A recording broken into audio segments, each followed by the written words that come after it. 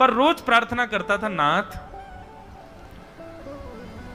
मुझे लगता है इस जन्म में तो आप मुझे कभी नहीं दिखोगे, भगवान इस जन्म में तो मैं आपके योग्य नहीं हूं, पर मेरे पर बस इतनी कृपा कर दो कि अगला जन्म मुझे दीजिएगा तो कुछ नहीं तो चेंटी बना देना, तो चेंटी बन करके मैं आपके 56 भोग में ही आ जाऊंगा, भीतर आके आपका दर्शन कर लूंगा, लेकिन मुझ पर अनुग्रह कर देना। ठाकुर जी उसके इस भाव से इतने रीझ गए। गोविंद दास को बोला था कि दाल बाटी खाने आएंगे, अब मंदिर बंद करके सब तो चले गए वहां से, सब लोग भोजनालय में भोजन प्रसाद पाने लगे। ठाकुर जी मंदिर से निकले अचक करके बाहर, गिरिराज पर्वत के ऊपर विराजते थे।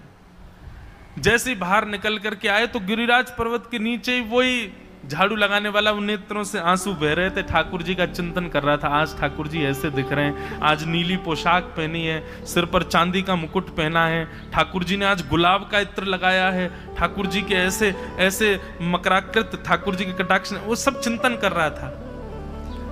ठाकुर जी नीचे उतर करके जाने लगे, इतने में ही ठाकुर जी ने लीला करी और जोर जोर से ठाकुर जी चिल्लाने लगे, अरे जल्दी ते आइयो, देखियो मेरे पाम में कांटो लग गयो, अरे जल्दी ते कोई आओ या कांटे को निकारो, मुझको तो बहुत दर्द है रहा है, अरे भैया जल्दी आओ जल्दी आओ।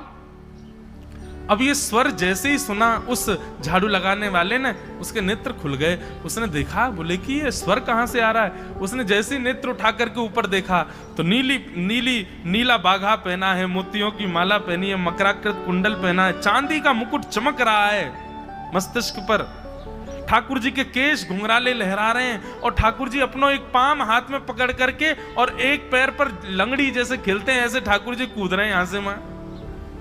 नीचे से झाड़ू लगाने वाले लगे, अरे ऐसा पुरुष तो मैंने जीवन में कभी नहीं देखा, ये कैसा पुरुष है।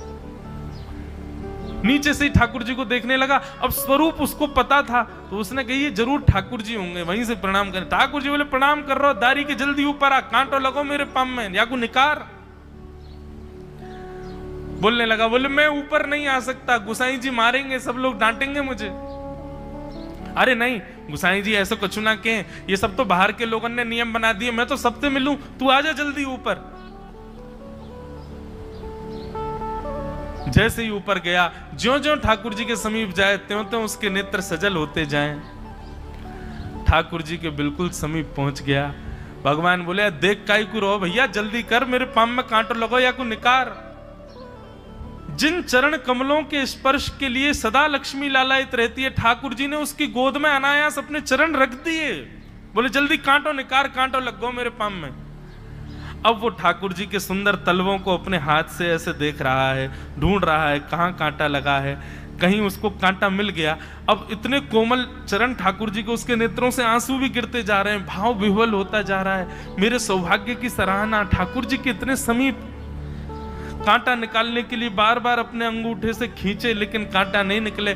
ठाकुर जी बोले, अरे जे हाथ से ना निकलेगो। उसने पूछा कैसे निकलेगा?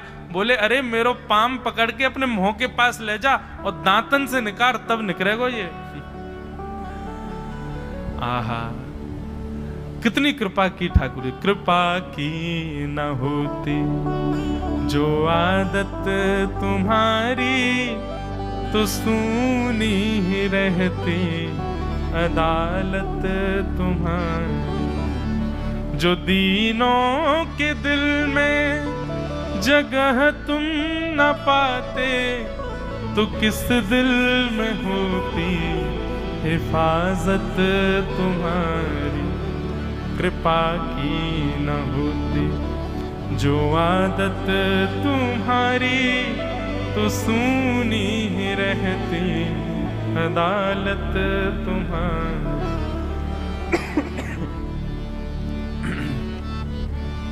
कितनी कृपा। उसने कांटा निकाला मुख से। ठाकुर जी बोले अब चल, मुंह से चलो ना जा रहा। गोविंद दास ने अपनी कदम खंडी में दाल बाटी बनाई है, मुंह ले चल वहां पे।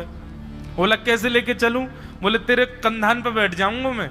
और ठाकुर जी ने अपने दोनों पांव ऐसे लटका लिए उसके यहाँ पे और सिर पकड़ करके उसके ऊपर ही बैठ गए।